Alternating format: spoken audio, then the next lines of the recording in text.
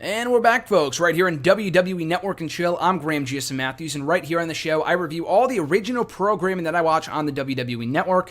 Going forward for the next 8 or so episodes of the show, we will be talking about Season 1, and the only season thus far, unfortunately, of Legends House, as seen on the network. So looking forward to watching all these episodes back. As I've said before, I've seen the show before. I watched it week to week as it had originally aired, but my first time watching it back since then, so looking forward to rediscovering all these storylines and stuff like that. So, episode 2 here today called Cart Before the Horse, and you'll find out what the significance of that is in a second. So we kick off the episode with the explanation of what happened at the end of the previous episode of the Roddy Piper walking around aimlessly outside in the middle of the night, just can't sleep. He says he's got to clean up his negative image. I guess that's his goal here on the and being inside the Legends house. Duggan talks to him. They don't know each other all that well. Coming into the show, they've obviously been associated with each other before, but Duggan and Piper, as you could probably tell, even from episode 1, they really established quite the friendship with each other in the remainder of Legends House, which is pretty damn cool. And we find out Hillbilly Jim snores, and the maid comes by to clean up while he's still sleeping, which is a bit weird. And he says, I don't want to make it any harder for her, which I can respect that. And like I said in the episode 1 review, Hillbilly Jim is a cool fucking guy. He's a really down-to-earth, chill dude, and you can really tell from pretty much everything he does on the show. He never gets in anyone's face. No one has a problem with him. He's very likable. He's very positive. Gotta love Hillbilly Jim. So anyway, we go from Hillbilly Jim to the complete opposite of Hillbilly Jim and Tony Atlas, who is busy drawing his wife. I guess he's a great artist. We'll find out more about that later on in the show. But already, by episode 2, he is already rubbing people the wrong way. Specifically, Pat Patterson and Mean Gene Okerlund. He tries to join them outside for dinner or lunch or whatever. And they just up and walk away, not rudely, but they politely excuse themselves and leave Tony outside just because the guy's a pain in the ass. And it's not even the or the fucking laugh that he did in ECW. It's just he talks a lot. And I like Tony. I've met Tony before. I met him at a Northeast Wrestling show back in late 2014. He's a nice dude. But even the nicest people can be overbearing sometimes, and that's exactly the case with Tony Atlas. So Ashley comes by. Oh boy, that was weird. Ashley comes by a short time later to invite the guys to a polo match, which involves horse racing. Which Atlas says I'm afraid of horses, and I'm not going to do this if we're using horses. But they end up using golf carts instead, which is perfect for these guys. I wouldn't want to get in a fucking horse, so I can't even blame Tony here. I would not want to ride a horse to play a fucking polo match. No, sir. Thank God they used a golf carts instead, so no one broke a hip, which was great. A couple times we got some near misses with some broken hips, with some people falling off their carts, but I think all in all, everyone came out of this thing unscathed, thankfully. So anyway, Hart scores the first goal. Jimmy Hart scores the first goal for his team, Team Red. Tony's cart breaks down, and his team, or the opposite team, scores a goal, but it's invalid because Tony's cart broke down, so they don't count it. They end up going, it's 1-1 going into the second half. Then it's 2-2. Then Mean Gene thinks that the referees are taking money under the table. He thinks there's a massive conspiracy going on here because the referee and the officializing is just not up to par, so to speak, according to Mean Gene. So he thinks there's a conspiracy going on here. In the end, Team Blue wins 3-2. So I forgot to mention this, but Team Blue consisted of Hacksaw Jim Duggan, Pat Patterson, Roddy Piper, and Howard Finkel. Team Red had Jimmy Hart, Hillbilly Jim, Mean Gene Okerlund, and Tony Atlas. So we find out, even before the game started, it was coached by some famous polo racer, gamer, whatever the fuck it is, I don't know. He says that the losers will have to do, or maybe it was Ashley, I don't know, but someone said that the losers will have to do a dirty deed for Team Red. Or for the winning team, So Team Red loses. We find out later what they're gonna, what they have to do, but after dinner only.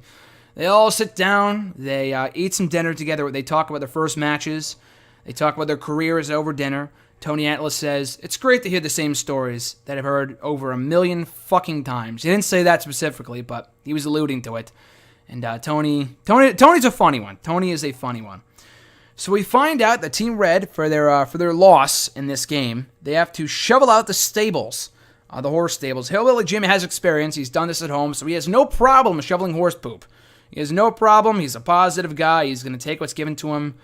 Team Blue's like, haha, they're kind of laughing in their face. Hillbilly Jim doesn't give a shit. The guy doesn't give a shit. He enjoys doing it, so you got to respect that. But he's the only one, though. His teammates are not too flattered, which, like I said, consisted of Mean Gene, Atlas, and Jimmy Hart.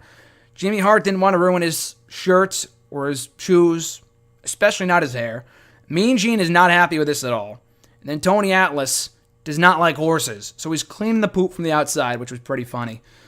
So he apologizes to the horse afterwards and saying, "I'm sorry I was scared of you. You're a nice beast. I will ride you someday, but today is not that day," before walking off. And Tony Atlas, he ensures us that the horse probably heard the apology and just said, "fuck you," which was hilarious. So then we cut to Jimmy Hart doing his hair. So we get a whole tutorial on how Jimmy Hart does his hair in the morning, which is a pretty extensive process. You would be surprised to see what this guy goes through to get his hair in the position it does every single fucking day.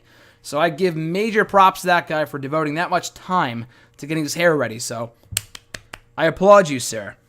So we go from there to Jimmy Hart saying that any time spent with Tony Atlas is a waste of 10 minutes. Because the conversation goes in circles. It feels like they're talking about nothing of significance, nothing of relevance whatsoever. It's just no end in sight, according to Jimmy Hart. There's really no end to the conversation. It's just Tony Atlas rambling at random, just about random ass shit. Just rambling, going on and on and on and on. So then we find out Howard Finkel trying to lose some weight. So again, I applaud him for that. That's great shit. He's doing some walking around the track, trying to lose a little bit of weight, work on his cardio. Very commendable. Then, speaking of cardio, the Legends go to an exercise class, a Zumba class to be specific. I fucking hated Zumba. If anyone likes Zumba, that's cool. Nothing against you. Me personally, they wanted us to do it in one of my Spanish classes in high school. It was either that or take a test, and I said, "Give me the fucking test. I'm not doing Zumba." I'm not a Zumba person, I'm sorry. But they go to do Zumba all together. No one really gets it down, but Roddy Piper is very happy that it's with women. So he is ecstatic that after spending only a mere few days with a bunch of 7 old dudes, he is ecstatic that he gets to spend this few little time, these few minutes with women. So Piper's in Wonderland during this whole thing. So they do a good job. Finkel's all over the place. They have a fun time, whatever. So then they're cooking up dinner. We have really no idea, a lot like with episode 1, what the fuck is going on with dinner, who's making what. Apparently Jimmy Hart only eats a can of beans. A can of beans and a baked potato. And that's it. That's all the guy has to consume to fill himself, which is weird. So they have a change in dinner plans. Roddy Piper and Hacksaw are getting pretty fed up at this point. They try to order pizza. Like I said, they don't have a car, so they have to order it. The service sucks. They go outside, try for like a fucking hour before they eventually get a hold of the place. I think they might cancel it because they end up getting some food together.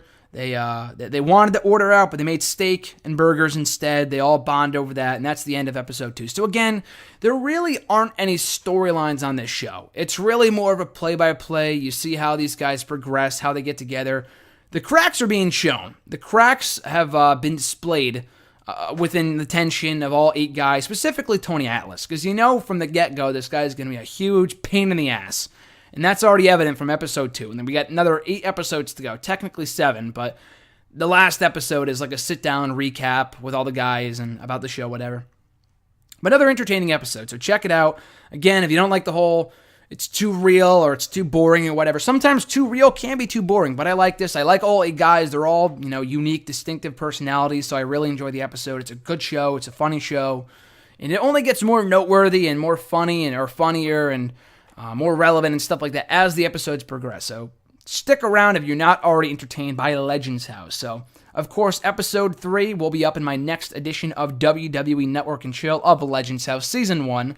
Hopefully they make a Season 2 at some point. But anyway, guys, until the next time, you guys can check me on the Twitter machine at WrestleRain on Facebook at facebook.com/Graham.GSM.Matthews and right here on YouTube by liking, commenting, sharing, and subscribing to the videos, channel, whatever. So, all that being said, guys, be well, have a great week or weekend, whatever it might be. I'm Graham GSM Matthews, and I'll catch you folks down the road.